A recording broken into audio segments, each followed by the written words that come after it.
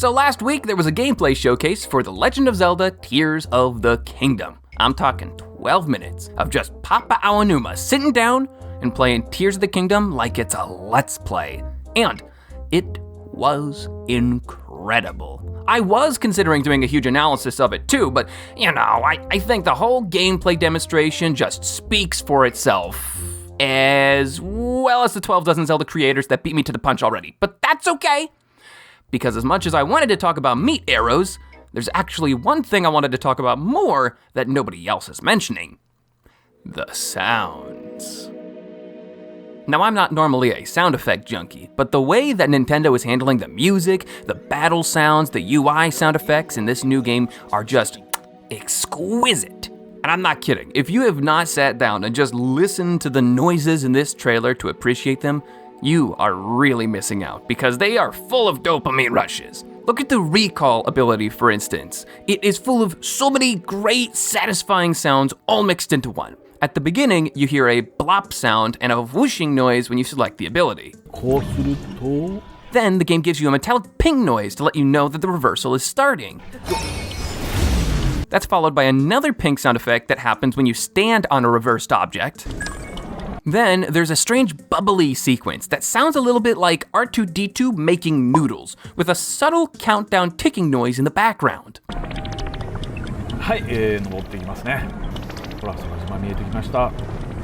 And then there's a pseudo-metallic blast that shows when recall is over.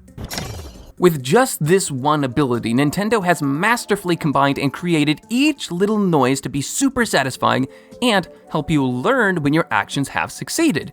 And that's what this video is about. Today, I want to just walk us through the trailer and look at all the wonderful noises and sounds that Nintendo has created for this new game.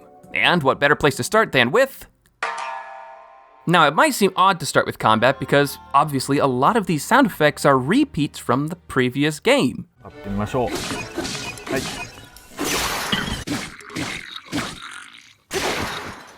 However, one thing that is different is the enemy we're fighting. And the fuse ability, but we're not there yet. We'll get to that in a second, don't worry. No. The enemy that we're fighting, constructs, have a lot of their own unique noises that make them very standoutish compared to previous enemies in the series. I mean, just listen to the sound effect that happens when you hit one of them.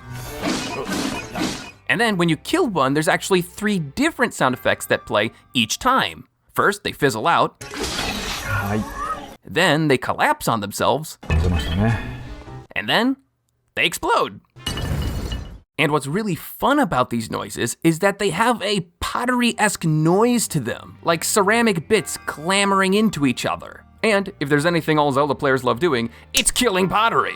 Overall, it helps make these enemies feel very wholly unique from anything we fought before in the series because they just sound so different. On top of that, something else I really love about these robots is that when you destroy them, all of their pieces become free to bounce around on their own. So, presumably, you could walk into those pieces and kick them around before they disappear. Which, I mean, it doesn't have anything to do with the sounds for the enemies. I just think that's kind of a cool detail, and it'll be fun. Who doesn't want to kick around pottery pieces, you know? Anyways, Nintendo did an amazing job with the sounds for constructs. So, let's move on to the next thing, which is... The Ascend ability is very different from the Recall one. It has more liquidy alien sounds to it. Let's give it a listen. Ooh, I love that sound effect when Link squeezes out of the ground. Let's listen to that one again. It's a beautiful combo of a sound for when Link escapes and a jingle right afterwards to let you know you succeeded at ascending. But things actually get even more interesting when you listen to the Ascend ability's longer version. This is only triggered when you're going through a larger amount of rock, such as what Papa Aonuma does when he enters this nearby cave. When he does this, he enters into a swimming nirvana where all the sounds get muffled and you can vaguely hear the sound of grinding rocks moving past you.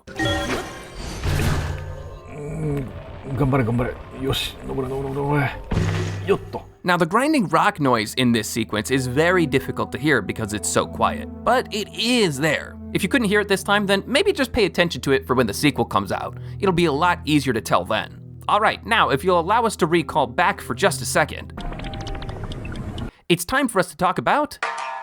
Fuse is the ability that allows you to connect materials together and is clearly going to be a huge part of this game. So what kinds of sound effects are we going to have to get used to as players? Well, this sound effect comes in 2 parts. There is an electronic whooshing noise.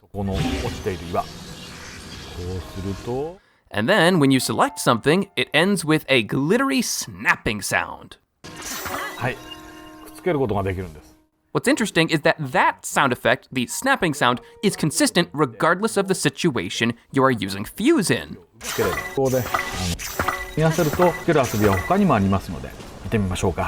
find it really interesting that a lot of the Tears of the Kingdom abilities combine an electronic sound with a magical sound. It gives me the impression that the Tears of the Kingdom abilities are centered on not just magic, but also ancient technology together. But that's getting kind of close to speculation territory. So let's just move on to our last ability, the one that we'll be looking at right before we go on to the music. I am, of course, talking about... I love that name. Ultra Hand, the king of all hands. It's also a really fun throwback to an old Nintendo product. Anyways, Ultra Hand is basically a sticky magnesis that allows you to pick up any object and not just metal ones. For this ability, the devs could have easily reused some of the sound effects from the Fuse ability and then pasted them onto Ultra Hand because they function kinda similar in the sense that they stick objects together. However, Nintendo actually went the extra mile and made entirely new sounds. For this ability, we have a completely new whoosh sound, buzz noise, and a really fun sticky noise for when you put objects together. There's even a sound effect for detaching objects. And what's really fun about this detaching ability is that you trigger it by wiggling your stick left and right really quickly. It's so simple, and yet that feels so fitting. I mean, I would never think of making wiggling a button input, but whenever I'm frustrated by something, I just wiggle my stick, so it's perfect as a way of undoing stuff. All in all, it's really cool that they made so many different noises for all the different actions that you can do with the Ultra Hand ability. But I don't actually have that much more to say about it. So let's move on to something that I do have a lot to say about. The music in this gameplay demonstration was so interesting on so many different levels. For starters, in Breath of the Wild, the main instrument for ambience was the piano, which you can still hear at the beginning of the trailer when Link is on horseback. But when you go into the sky, the music goes in the opposite direction. For the sky, your main instrument for ambience is the woodwind, or multiple of them in fact.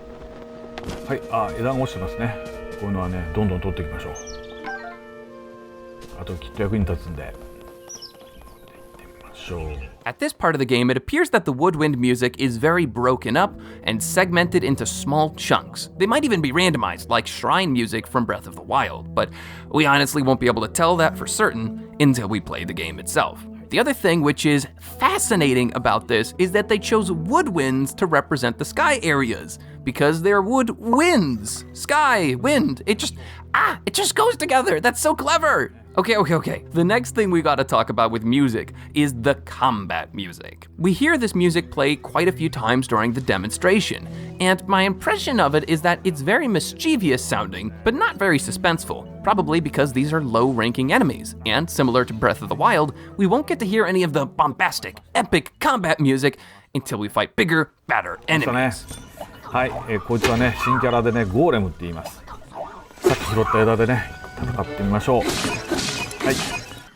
Now, after that, we come to the skydiving music. This is probably the coolest part of the trailer when it comes to sounds, because when you skydive, you won't hear a piano, and you won't hear a woodwind, you hear both. That's because the music symbolically is showing you that you're transitioning from the sky world back to the surface, where the main instrument is the piano. It's hard to hear, but take a gander.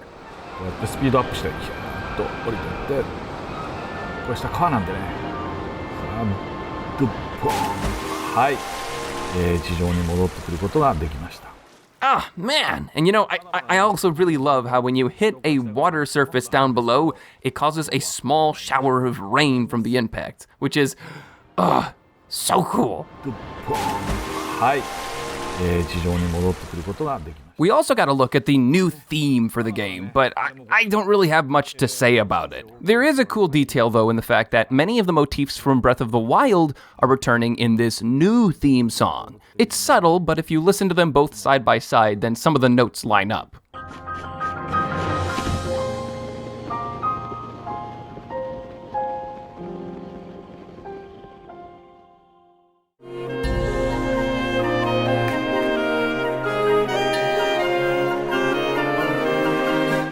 Oh, and hey, if you want to check out more of this music, there is a piano version that was released by Tim DeMann. It's a fan thing, but it's really close to the original, and he also has an improvised section in his video where he's elaborating on what Nintendo made with their song, but putting his own twist on it. It's really catchy, it's awesome, I'm gonna give it a shout out. I also should mention that some themes from Breath of the Wild will be returning, like the field theme and the stable theme, which you can hear at the beginning of the trailer. So we're going to be getting new music and old music both at the same time, which is very unique for Nintendo to do.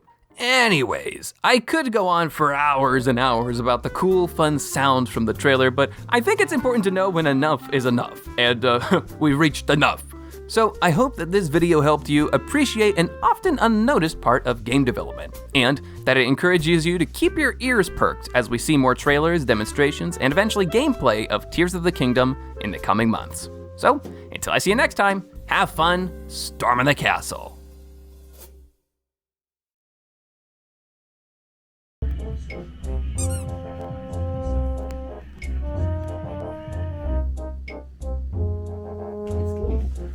Yes, set it right there on the ground.